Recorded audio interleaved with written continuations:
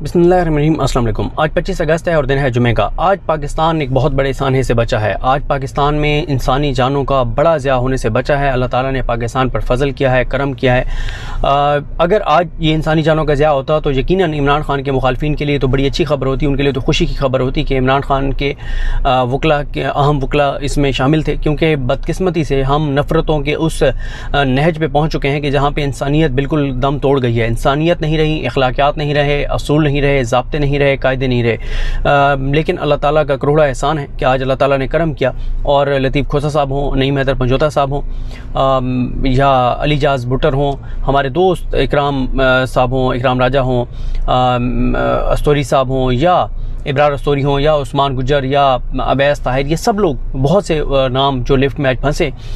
मैं समात के अहम पॉइंट्स भी आपके सामने रखता हूँ और ये वहाँ पे जो लिफ्ट के अंदर जो बातें बाहर आई हैं, उन्होंने लतीफ़ खोसा साहब की इज़्ज़त और एहतराम लोगों की दिलों में बढ़ा दिया है कि लतीफ़ खोसा साहब ने जो अंदर जो कुछ हुआ उसके हवाले से, और ये बहुत बड़ा एक सानिया होने जा रहा था और इसकी ज़रूर तहकीकात होनी चाहिए कि क्या ये तयशुदा मंसूबा था, ये कुछ साजिश थी, या ये इस तरह से हुआ। अगर ये कोई साजिश नहीं थी और ये जनरली हुआ है तो फिर सवाल ये है कि आमिर फ़ारूक साहब ने ये जो जिस बिल्डिंग का चार्ज लिया, 22 अरब रुपए इस पे ख़र्च हुए। यानी 22 अरब का मतलब ये है कि शौकत खानम जैसे कोई 6 हस्पताल जो है, 5-6 हस्पताल इससे बन सकते थे, लेकिन एक बिल्डिंग जो जैसे इंसाफ कितना हो रहा है नहीं हो रहा, आम आदमी को कितना रिलीफ मिल रहा है नहीं मिल रहा, वो एक सबके सामने है। तो उस अदालत की लिफ्ट उसका इस तरह से बंद हो जाना, और असदुल्ला खान साहब ने जो ट्वीट किया वो बिल्कुल दुरुस्त ट्वीट किया है कि अल्लाह ना करे, अल्लाह ना करे अगर ये लिफ्ट जो है वो इस जो मंजिल है इसके और ऊपर वाली मंजिल के दरमियान में कहीं फंस जाती तो अल्लाह ताला माफ़ करे, वाकई यकीनी तौर पर ये 16 जानें चली जाती दम घुटने से, क्योंकि अंदर ना ऑक्सीजन है। और इस हवाले से जो साकिब बशीर साहब का ट्वीट है वो भी इम्पोर्टेंट है। साकिब बशीर साहब ने ट्वीट करके यही कहा है कि ये कैसा एक मतलब निज़ाम है कि किस तरह से ये बिल्डिंग बनी और क्या हुआ, वो भी मैं आपके सामने रखता हूँ। फिर ज़रा प्रोसीडिंग पे भी आते हैं। देखें, साकिब बशीर साहब ये कहते हैं कि ये आ गया जी इम्पोर्टेंट इन्फो। साकिब बशीर साहब ट्वीट करके कहते हैं कि शहराए दस्तूर पर 3 माह पहले मुकम्मल होने वाली हाई कोर्ट की इमारत में मौजूद लिफ्ट में ना पंखा है, ना लिफ्ट ऑपरेटर, ना इमरजेंसी नंबर लिखा हुआ है। लिफ्ट में मोबाइल सिग्नल भी नहीं आते, इमरजेंसी फ़ोन भी नहीं लगा हुआ। लिफ्ट ख़राब होने के बाद आज पता चला कि इमरजेंसी लिफ्ट ठीक करने के लिए अमला भी मौजूद नहीं है। ये हालात हैं chief justice Islamabad high court justice Aamir Farooq साहब की अदालत में। अल्लाह ताला ने बड़ा करम किया। इस पर भी मैं आता हूँ, जो बातें सारी सामने आई कि क्या क्या चीज़ें हैं। लेकिन पहले आप बता दूं कि आज थोड़ा सा बैकग्राउंड आधे मिनट में ये ज़रूर हर वीडियो में मैं शुरू में बताता होता हूँ, ताकि अगर कोई पहली बार देख रहा है तो उसको अंदाज़ा हो चीज़ों का। देखें, 5 अगस्त को इमरान खान को कन्विक्ट किया गया, वो गिरफ़्तार हुए। 7 तारीख को, 6 को इतवार था, 7 को अपील दायर नहीं हो सकी थी, 8 को अपील दायर हुई, 9 अगस्त को अपील का पहली समाअत थी। 9 अगस्त को इस्लामाबाद हाई कोर्ट ने कहा कि 4 से 5 दिन में समाअत के लिए मुकर्रर कर देंगे। फिर वो 4-5 दिन में तो ना हो सकी, लेकिन 22 अगस्त को समाअत के लिए इसको मुकर्रर किया गया। 22 अगस्त को जब समाअत के लिए मुकर्रर थी ये दरख्वास्त, तो 22 को एडजर्न हो गई 24 तक। तो 22 को 24 तक जो है वो एडजर्न हो गई। और उसके बाद क्योंकि 22 को ये हुआ था कि जो अमजद परवेज़ साहब उन्होंने 2 हफ्ते का वक्त मांग लिया था। 23 को सुप्रीम कोर्ट में समाअत हुई। सुप्रीम कोर्ट ने जो इज़हार बरहमी किया वो आपको मैं बता चुका हूँ। उसके बाद सुप्रीम कोर्ट ने कहा कि कल ही इस्लामाबाद हाई कोर्ट सुनकर फैसला करे। 24 को सुने, ये नहीं कहा कि कल ही फैसला करे और उसके बाद आप हमारे पास आ जाएँ, सुप्रीम कोर्ट आ जाएँ 24 को ही। फिर 24 को ये हुआ कि आमिर फ़ारूक साहब ने जो है वो केस सुन रहे थे। इस दौरान सुप्रीम कोर्ट में समाअत का टाइम आया जुमेरात को, यानी कल। तो फिर उस पर सुप्रीम कोर्ट ऑफ पाकिस्तान ने कहा कि आप क्योंकि इस्लामाबाद हाई कोर्ट सुन रही है तो वो सुन ले, तो फिर हम सुनेंगे। और इस तरह से कल केस जो है वो आज के लिए एडजर्न हो गया था, यानी 25 अगस्त के लिए।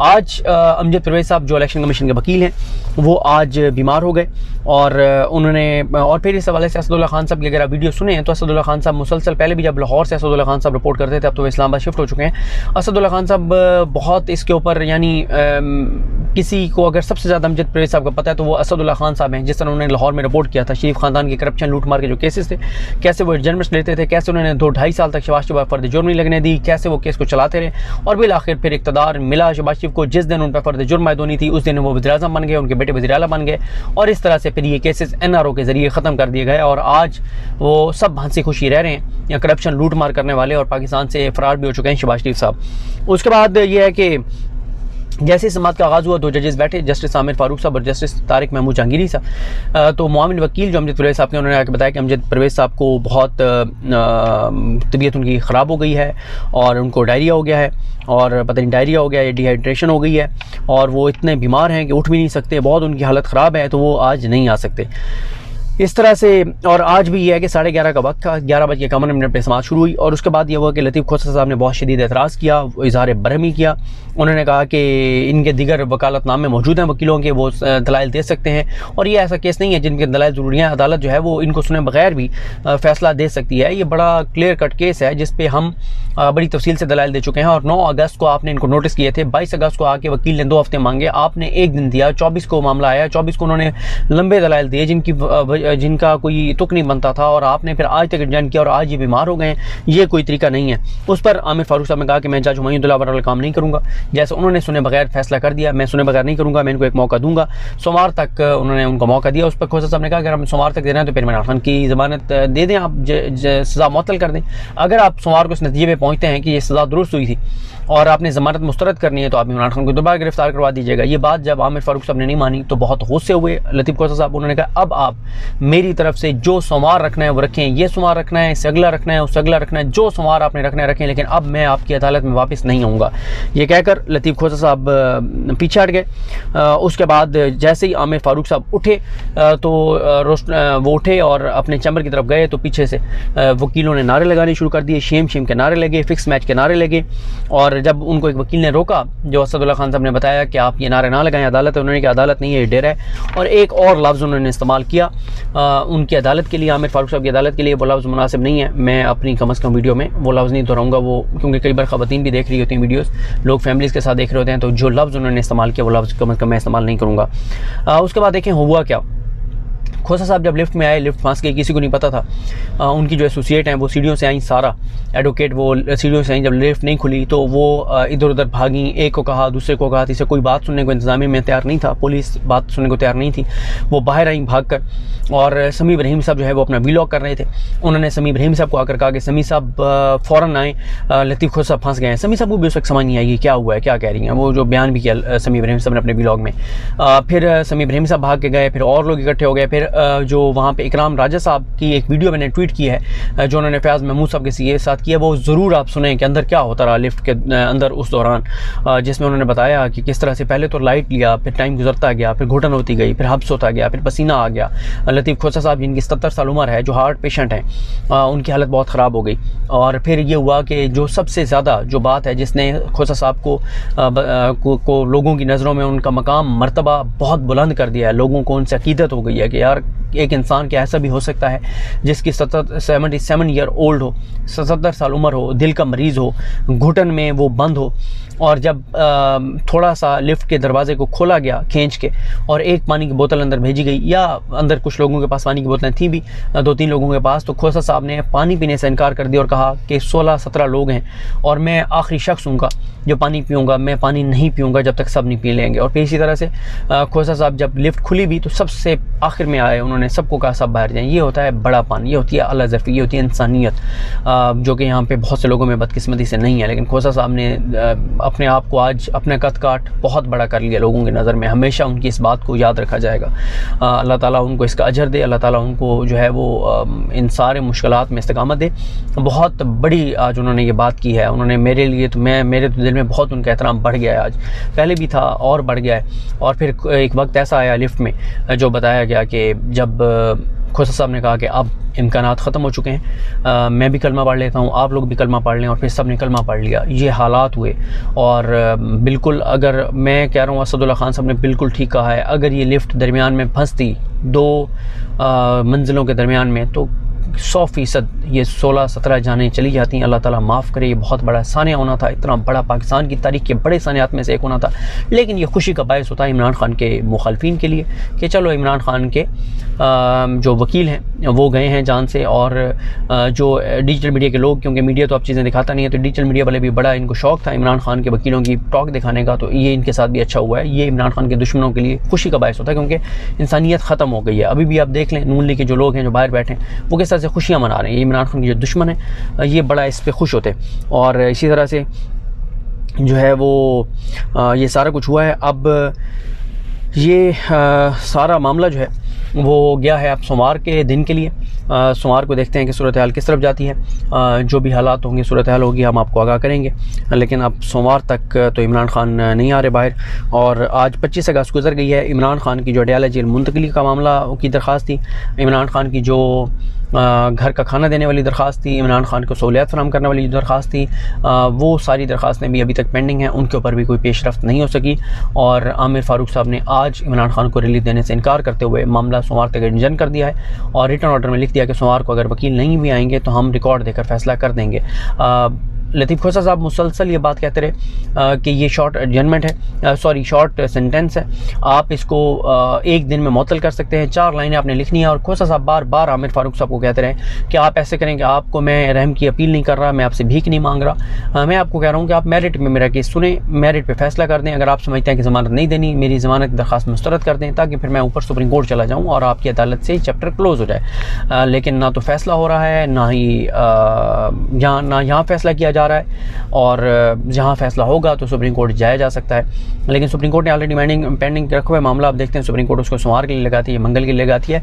ये मैं आपको पिछली वीडियो में एक बात बता चुका हूँ कि अब क्योंकि ये लड़ाई सुप्रीम कोर्ट और हाई कोर्ट की है, और इसमें सफ़र जो है वो इमरान खान करेंगे, क्योंकि चीफ जस्टिस पाकिस्तान ने हाई कोर्ट के बारे में जो ऑब्जर्वेशन दी उस पर रिएक्ट कर रहे हैं। Chief justice Islamabad high court तारीखें डालकर और बता रहे हैं सुप्रीम कोर्ट को कि आपकी तुम्हारी ऐसी की तैसी, मैं नहीं कर रहा फैसला, तुमने मेरा जो करना है कर लो, तुम मेरा कुछ भी नहीं कर सकते। क्योंकि आमिर फ़ारूक साहब को इस बात का पता है कि बंदियाल साहब जो हैं वो जा रहे हैं और आगे काजी फ़ैसल साहब आ रहे हैं, तो उनको ये लगता है कि उनका जो भी पंगा पड़ेगा बंदियाल साहब से, उससे कोई मसला नहीं है। काजी साहब आएंगे तो चीज़ें उनकी ठीक हो जाएंगी।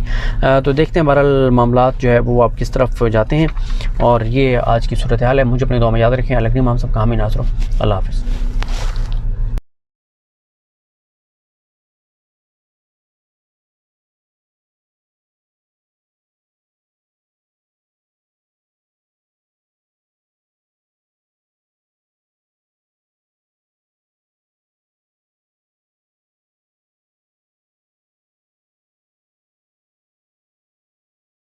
बिस्मिल्लाहिर्रहमानिर्रहीम। अस्सलाम वालेकुम। आज 25 अगस्त बरोज़ जुम्मा हम बात करेंगे 2 अहम इशूज़ के हवाले से। बुशरा बेगम की तरफ से एक बयान हल्फी जमा करवाया गया सुप्रीम कोर्ट ऑफ पाकिस्तान में इमरान खान की सेहत को लेकर, क्योंकि कल सुप्रीम कोर्ट ऑफ पाकिस्तान ने जो तहरीरी फ़ैसला जारी किया था उसमें कुछ चीज़ें अदालत ने बयान की थी। और मैं आपको बताऊंगा कि आईन पाकिस्तान का जो आर्टिकल है 187 वो किस तरीके से सुप्रीम कोर्ट को ये अख्तियार देता है कि अगर उनके पास कोई मामला पेंडिंग हो तो वो उस मामले पर उस इंसाफ के तकाज़ों को मद्देनज़र रखते हुए इस तरह का फ़ैसला दे सकते हैं या इस तरह की डायरेक्शन दे सकते हैं। चूँकि दूसरी जानिब से ये तनकीद की जा रही थी कि क्या चीफ जस्टिस ऑफ पाकिस्तान ने आज खुद नोटिस ले लिया है और किस तरीके से मामला कुछ और था, और जेल में इमरान खान की सेहत से मुतल्लिक जो तफसीलात मांगी गई हैं ये कौन सा अख्तियार है। क्योंकि लोग पढ़ते हैं नहीं, उनको रिपोर्टें देते हैं, वो रिपोर्टर्स जो बेचारे FA पास हैं और चूँकि उनको 20-20 साल हो गए हैं, वो अपने आप को सीनियर रिपोर्टर कहते हैं और वो ये समझते हैं कि शायद वो बड़े TV चैनल्स पर बैठकर कौम को गुमराह कर सकेंगे। और मैंने देखा ट्विटर के ऊपर भी कि वो इस तरह की बातें कह रहे हैं कि सुप्रीम कोर्ट ऑफ पाकिस्तान ने आज खुद नोटिस लेते हुए ये सारा कुछ किया। ये आज खुद नोटिस नहीं है, ये आईन पाकिस्तान में दिए गए वो अख्तियारात हैं जो सुप्रीम कोर्ट के हर जज के पास हैं। जब उनके पास कोई केस पेंडिंग हो और दौरान किसी केस के इल्तवा के दौरान वो ये फ़ैसले या इस तरह के ऑर्डर्स पास कर सकते हैं, उसकी तफसील मैं आपके साथ शेयर करूँगा। और आज जो एक इंतहाई अफसोसनाक वाक़या हुआ, जो 1 घंटे तक पाकिस्तान तहरीक इंसाफ की वकला टीम लिफ्ट में फंसी रही और इंतहाई कीमती जानों के खदशे, उनके जाने का खदशा लाहक हो गया था, और इतनी परेशानी हो गई थी कि वहाँ पर जो मौजूद सहाफ़ी थे वो बार बार ये बता रहे थे कि यहाँ सांस बंद होना शुरू हो गया। और लतीफ़ खोसा साहब जैसे सीनियर वकील, 70 साल उनकी उम्र है, और वो 1 घंटे तक लिफ्ट में बंद रहे और उस लिफ्ट को ठीक करने वाला कोई नहीं था। और फिर रेस्क्यू के लिए जो टीम आई थी उसको भी हाई कोर्ट के बाहर किसने खड़ा रखा, ये भी पाकिस्तान तहरीक इंसाफ के वकला की जानिब से जो इल्ज़ाम लगाया गया, मैं समझता हूँ कि ये इंतहाई अफसोसनाक है। और ये इस्लामाबाद हाई कोर्ट की इंतज़ामिया की नाअहली है, नालायकी है। रजिस्ट्रार इस्लामाबाद हाई कोर्ट को फ़ौरन इस्तीफ़ा देना चाहिए कि आपकी हाई कोर्ट में ये नई बिल्डिंग बनी है। चंद दिन पहले हमने देखा कि वहाँ दीवार गिरी हुई है। सरकारी तो ठेके हैं, सरकारी ठेकों में सारी खुर्द-बुर्द होती है और ये ठेके भी हाई कोर्ट की इंतज़ामिया के अंडर होते हैं। और फिर उसमें जो लिफ्ट लगी है उसमें ना कोई पंखा है, ना एसी है, ना उसमें कोई एमरजेंसी फ़ोन लगा हुआ है, ना एमरजेंसी नंबर है। और इतनी जो भयानक मैं समझता हूँ कि वहाँ सूरत हाल थी। और जिस तरीके से पाकिस्तान तहरीक इंसाफ के वकला का ये कहना है कि वहाँ हमारी जान बस जा रही थी, और उन्होंने कहा कि अगर इस तरीके से लिफ्ट में मार के आपने हमें बंद करके इमरान खान की वकालत से हटाना है तो फिर जाके आप अटक के कैदी नंबर 804 से सुलह कर लें, क्योंकि इस तरीके से हम पीछे हटने वाले नहीं हैं। ये पाकिस्तान तहरीक इंसाफ के वकला कह रहे थे। लेकिन चूँकि इंतहाई अफसोसनाक मामला था, और उसके बाद फिर जब लतीफ़ खोसा आए और बाहर उन्होंने कहा कि मैं जब तक ये काला कोट है तो हम इन चीज़ों से पीछे हटने वाले नहीं हैं, और हम भरपूर तरीके से अपना जो हक़ है वो हासिल करेंगे, और भरपूर तरीके से हम अपनी हर सूरत में दिफा भी करेंगे और अपने क्लाइंट का भी दिफा करेंगे। और उन्होंने कहा कि 15 माह में ये घुटन का माहौल है, अब पहली दफ़ा ऐसा नहीं हुआ, 15 माह से ये घुटन का माहौल है और हम उसको बर्दाश्त कर रहे हैं, और ये बर्दाश्त हम करते रहेंगे, और हम हर सूरत इस निज़ाम के ख़िलाफ़ लड़ेंगे। बुशरा बेगम की जानिब से जो बयान हल्फी जमा करवाया गया है सुप्रीम कोर्ट ऑफ पाकिस्तान में तोशाखाना केस में, उसमें बुशरा बेगम की तरफ से जमा करवाया गया हलफनामे में इस बात पर रोशनी डाली गई है कि उनको 22 अगस्त 2023 को अटक जेल में गैर ज़रूरी ताख़ीर और मुश्किलात के बाद शोहर से मुलाकात की इजाज़त दी गई। हल्फनामे में कहा गया कि मुलाकात के दौरान दरख्वास्त गुजार ने पाकिस्तान में आइन और कानून की हुक्मरानी के लिए खड़े होने और अपने प्यारे मुल्क के लिए किसी भी किस्म की कुर्बानी देने और किसी भी किस्म की तंगी या तकलीफ़ बर्दाश्त करने के लिए अपने अज़म का इजहार किया। हलफनामे में कहा गया कि मुलाकात के दौरान बुशरा बीबी ने दरख्वास्त गुजार की सेहत में नुमायाँ कमी देखी, और ये मुशाहिदा किया कि कैद के दौरान ख़ास तौर पर बाजुओं के पट्ठों में कमी की वजह से काफ़ी हद तक वज़न कम हुआ है, चूँकि उम्र का तकाजा है और ना उनको वहाँ कोई प्रॉपर खुराक दी जा रही है, ना वहाँ पर कोई ऐसी जगह है कि वो प्रॉपर एक्सरसाइज कर सकें, कोई उनको सहूलियात नहीं दी जा रही, जिसकी वजह से 70 साल की उम्र है उनकी, और वो उनको जो कमज़ोरी है, तकलीफ़ है, वो बढ़ती जा रही है, जिसकी वजह से वो मज़ीद कमज़ोर होते जा रहे हैं और जिससे उनकी जान को ख़तरात लाहक हो रहे हैं। इसमें कहा कि 70 बरस की उम्र में किसी शख्स की सेहत में इस तरह की कमी उसकी ज़िंदगी के लिए संगीन ख़तरा हो सकती है। हल्फनामे में कहा गया कि जो मजमूई हालात को मद्देनज़र रखते हुए ये ख़दशा ज़ाहिर किया गया कि दरख्वास्त गुजार की जान को शदीद ख़तरा लाहक है, जिसके लिए आजिज़ाना दरख्वास्त है कि मुअज़्ज़ज़ अदालत बराए मेहरबानी इसका संजीदगी से नोटिस ले। चूँकि कल सुप्रीम कोर्ट ऑफ पाकिस्तान ने हुक्म जारी कर दिया था और सुप्रीम कोर्ट ऑफ पाकिस्तान ने अटॉर्नी जनरल ऑफ पाकिस्तान से रिपोर्ट तलब की कि 28 अगस्त तक रिपोर्ट जमा करवाई जाए इमरान खान की हालत इज़हार से मुतल्लिक, जो उनकी जेल में हालत इज़हार है।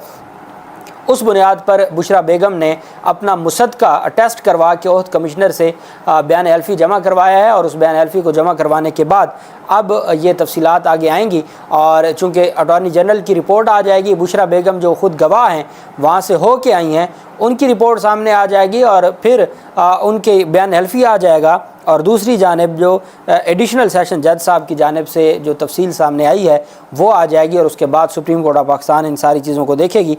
अब एक सवाल था जिसको बार बार उठाया जा रहा था, और ये कहा जा रहा था कि सुप्रीम कोर्ट ऑफ पाकिस्तान कैसे, एक मामला था तोशाखाना अपीलों का, उसमें कहा जा रहा था ये नाकाबिल समाअत हैं, उसमें कहा जा रहा था दायरा इख्तियार नहीं बनता, उसमें कहा जा रहा था कि दिफा ख़त्म हो गया, और उसमें कहा जा रहा था कि जी हर सूरत जो इमरान खान का जज ट्रांसफ़र किया जाए। जो ट्रायल कोर्ट का जज था।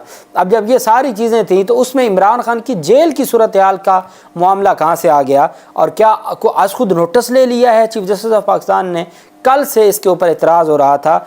आईन पाकिस्तान का आर्टिकल 187 है, आर्टिकल 184 से आर्टिकल 190 तक ये आगे हम डील करता है सुप्रीम कोर्ट ऑफ पाकिस्तान को। आर्टिकल 184(3) के तहत आज खुद नोटिस होता है। ये आर्टिकल 187 है। इमरान खान की अपीलें थी basically.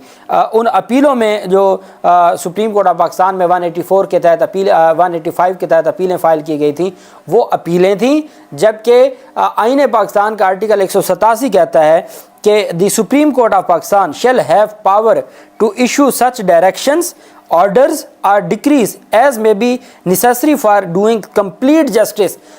Supreme court of Pakistan के पास यह अख्तियार है कि वो कोई ऑर्डर जारी कर सकती है, वो कोई डायरेक्शन दे सकती है, वो कोई डिक्री पास कर सकती है, as may be necessary for doing complete justice, मुकम्मल इंसाफ की फराहमी के लिए वो हर तरह का जो फैसला है वो जारी कर सकती है। In any case or matter pending before it. Supreme court of Pakistan के पास अगर कोई मैटर पेंडिंग है, उससे मुतल्लिक सुप्रीम कोर्ट ऑफ पाकिस्तान कोई भी ऑर्डर, कोई भी डायरेक्शन, कोई भी डिक्री जारी कर सकती है। किस मकसद के लिए?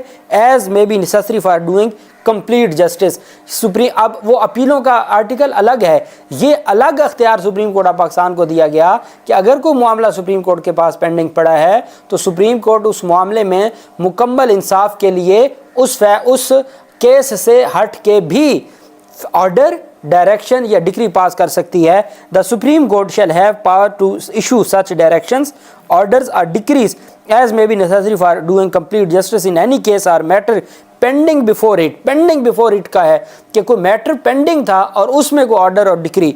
और आगे फरमाया आईन पाकिस्तान ने कि including an order for the purpose of securing the attendance of any person, उसमें किसी शख्स की नोटिस हो सकता है कि वो ज़ाती हैसियत में अदालत में पेश हो, या डिस्कवरी और प्रोडक्शन ऑफ एनी डॉक्यूमेंट, या किसी भी डॉक्यूमेंट की प्रोडक्शन का हुक्म जारी किया जा सकता है कि ये डॉक्यूमेंट अदालत में पेश किया जाए। यहाँ तक अख्तियारात हैं सुप्रीम कोर्ट ऑफ पाकिस्तान के पास, और ये जर्नल अख्तियारात हैं, ये स्पेशल आज खुद वाले अख्तियारात नहीं हैं। जब सुप्रीम कोर्ट ऑफ पाकिस्तान के पास कोई मामला पेंडिंग पड़ा हो, कंप्लीट जस्टिस के लिए जो ज़रूरी ऑर्डर हो, डायरेक्शन हो, डिक्री हो, वो कर सकती है supreme court of Pakistan. Supreme court को स्पेशल आज को नोटिस की उसमें ज़रूरत नहीं होती। ये आईन पाकिस्तान का आर्टिकल 187 कहता है। खुदा के लिए कुछ पढ़ लिया करें और उसके बाद आप इस तरह की जो अफवाहें हैं वो फैलाया करें। दूसरी जानिब चीफ जस्टिस आमिर फ़ारूक साहब की जानिब से जो आज का फ़ैसला जारी किया गया है, चूँकि आज हालात वहाँ पर बहुत ज़्यादा ख़राब हुए थे, और मैंने जैसा कि आपको बताया था कि वहाँ जब समाअत शुरू हुई तो समाअत शुरू होते ही मामला जैसे इलेक्शन कमीशन की जानिब से ये कहा गया कि अवेलेबल नहीं है अमजद परवेज़ साहब, ये मामला शुरू हो गया था, तो उस पर फिर सरदार लतीफ़ खोसा साहब चले गए थे, वॉकआउट कर लिया था। उन्होंने कहा था ये जुल्म है और मैं इस जुल्म को बर्दाश्त नहीं कर सकता। तो उस पर जो फिर बाद में जो कुछ हुआ, लिफ्ट 1 घंटे तक वकला फंसे रहे, इंतज़ामिया की जो नहली नलायकी थी, फिर वकला की जानिब से जो नारेबाजी की गई उसमें यह भी कहा जा रहा है कि कोई नए चेहरे थे और वो चीफ जस्टिस आमिर फ़ारूक के ख़िलाफ़ नारेबाजी कर रहे थे, और शायद किसी ने उनको वहाँ पर भेजा था ताकि हालात ख़राब किए जाएँ और वो मलबा PTI पर आए। ये भी पाकिस्तान तहरीक इंसाफ की जानिब से बात की गई। बहरहाल बहुत सख्त किस्म की नारेबाजी, और ये पहली दफ़ा किसी चीफ जस्टिस की अपनी अदालत में उनके ख़िलाफ़ नारेबाजी हो, इंतहाई अफसोसनाक मामला है। अब जो फैसला जारी किया, proxy counsel seeks an adjournment on behalf of learned counsel for the respondent on account of his ailment which has been opposed by the learned counsel for the applicant कि जी जो रिस्पोंडेंट थे उन्होंने कहा जी कि वो बीमार हैं, वो नहीं आ सकते, और उनकी इस दरख्वास्त को कि जी केस को अर्जन किया जाए, उसको जो अपीलांट के वकील थे उन्होंने सख्ती से उसकी मुखालफत की है। In the interest of justice, इंसाफ के तकाज़ों को मद्देनज़र रखते हुए, the request is allowed and the matter is relisted for 28/8/2023। शुक्र है तारीख़ दे दी, ये नहीं कहा कि अगले हफ्ते में और जल्द मुकर्रर किया जाएगा। 28/8/2023 के लिए इसको अर्जन किया जाता है। In case the learned council holding brief is not well, जिसने पहले ब्रीफ दिया है अमजद परवेज़ साहब, अगर वो वेल नहीं होंगे on the date fixed the respondent election commission shall make an alternate arrangements, तो फिर इलेक्शन कमीशन कोई अल्टरनेट मुतबादल अरेंजमेंट करे और कोई और वकील पेश करे, इसमें किसी सूरत भी इल्तवा नहीं मिलेगा। अब उन्होंने, आप जानते हैं कि जो वकील किए हैं इरफान कादर साहब हैं और साथ उनके अशतर उसाफ साहब हैं। इरफान कादर साहब सोमवार वाले दिन आ जाएँ, वो कहें जी मुझे नया वकील किया है, मुझे टाइम दें, अभी तो मैंने फ़ाइल पढ़नी है। तो ऐसा जज हमायूं दिलावर ने तो ऐसी कोई रिलीफ नहीं दिया था। अब देखते हैं इस्लामाबाद हाई कोर्ट क्या करती है सोमवार वाले दिन। लेकिन चूंकि सोमवार को इमरान खान की ज़मानतों की भी दरख्वास्तें हैं, सुप्रीम कोर्ट भी सारे मामले को ख़ुद देख रही है और 28 को हो सकता है सुप्रीम कोर्ट इस केस को समाअत के लिए मुकर्रर कर दे। और मैं ये समझता हूँ कि अभी आज का एक दिन का जो और बड़ी इंतज़ार था कि आज पता नहीं आमिर फ़ारूक साहब, अच्छा पहले फ़ैसले एक दिन बाद आते हैं, आज फ़ैसला भी दस्ती आ गया। और इंतज़ार इस बात का था कि जो कुछ कमरा अदालत में हुआ, नारेबाजी हुई और जो लिफ्ट में हुआ, शायद उस हवाले से भी कोई तस्करा आए। तो जो इंतज़ार था वो फ़ैसला आ गया और उसमें यह कहा गया कि इलेक्शन कमीशन का अगर वो वकील बीमार हो और तंदुरुस्त ना हो तो आप अलग से अरेंजमेंट्स कर लीजिएगा, अदालत में इल्तवा नहीं होगा। अल्लाह पाक पाकिस्तान का हामी नासिर हो। बहुत शुक्रिया। अल्लाह हाफिज़। पाकिस्तान जिंदाबाद।